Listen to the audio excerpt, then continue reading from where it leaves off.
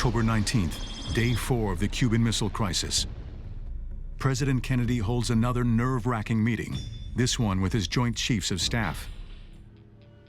The generals are asking for aggressive military action. The president is leaning towards a blockade.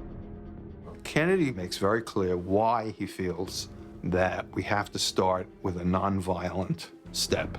We have to give the Russians an opportunity to see how seriously we take this, and that there is time, there is an opportunity to back off.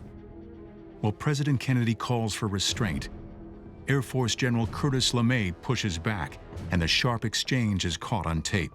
That a blockade and political talk would be considered by a lot of our friends and neutrals as being a pretty weak response to this.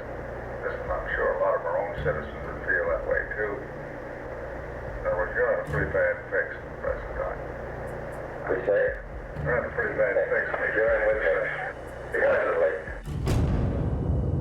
me. As the meeting wraps up, the generals are left alone in the room with the tape still running, capturing the military's frustration. Goddamn, if you want you to do it, you can't fiddle around with taking out missiles. If somebody can keep them from doing the goddamn thing piecemeal, that's our problem. Doing that freaking around with a missile, you're screwed. That's right. You're screwed, screwed, screwed. Do the son of a bitch and do it right, and quit frigging around. At every meeting, they were disdainful, openly disdainful and insubordinate towards him.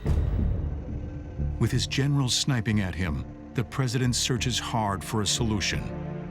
Every president has to evaluate the advice given him by his uniformed leadership very carefully, and he alone is responsible for making the decision.